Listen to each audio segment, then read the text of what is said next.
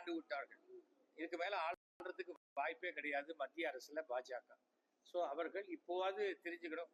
ஒரே நாடு, ஒரே கொள்கை, ஒரே தேர்தல், ஒரே ஓட்டு, இதெல்லாம் நடக்காத காரியம். ஏனென்றால் இந்தியா என்பது யூனிட்டி இன் டைவர்சிட்டி. எத்தனையோ மொழிகள், எத்தனையோ ஜாதிகள், எத்தனையோ மதங்கள் எல்லாம் சேர்ந்தது. பட் தர்மத்தை அடிப்படையாக கொண்டது. இந்த தர்மம் எல்லாருக்கும் ஒண்ணுதான். ஹிந்துவா இருந்தாலும் ஒண்ணுதான், முஸ்லீமா இருந்தாலும் ஒண்ணுதான், கிறிஸ்டியனா இருந்தாலும் ஒண்ணுதான். அதை விட்டுட்டு நான் சொல்றதுதான் தர்மம்னா அது அடாவடி. அது சரியாக வராது. அது சரியான முறையில் நம்முடைய மாண்புமிகு தமிழக முதலமைச்சர் மிக கடுமையாக எதிர்த்து கொண்டிருக்கிறார். அவருக்கு என்னுடைய சப்போர்ட் உண்டு. என்னுடைய சப்போர்ட் இல்லை, பொதுவாகவே எல்லாரும் சப்போர்ட்டும் கண்டிப்பாக இருக்கும். ஏனென்றால் நானும் 1960 to 66 படிச்ச போதுதான் முதன்முறையாக இந்தி எதிர்ப்பு போராட்டம்.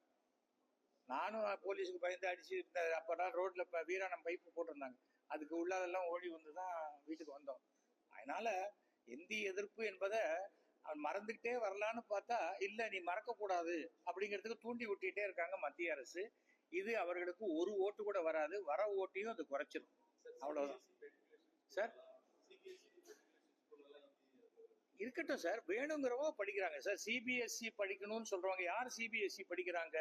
மத்திய அரசினுடைய வேலையில் இருப்பவர்களுடைய மகன்கள், அடிக்கடி டிரான்ஸ்பர் ஆனா எந்த ஸ்டேட்டுக்கு வேணா போகக்கூடியவர்களுடைய குழந்தைகள் தான் சிபிஎஸ்இ படிக்கிறாங்க. அவர்களுக்கு அது தேவைப்படுகிறது. தேவைப்படுறவங்க படிக்கிறாங்க. தேவைப்படுறவங்களை படிக்க கூடாதுன்னு சொல்லவே இல்லையே. நீ நடத்தலாமான்னா அந்த ஸ்கூல்ல வச்சிருக்காங்க, அந்த சிலபஸ் நடத்துறாங்க. பிஜேபி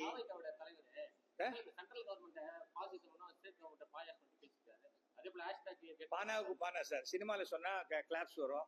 அது அவங்க தொண்டர்கள் கை தட்டுவாங்க. பானாவுக்கு பானா. பிஜேபி இந்த 5 ஆண்டு முழுமையாக பூர்த்தி பண்ண நினைக்கிறேன். பண்ணாது சார்.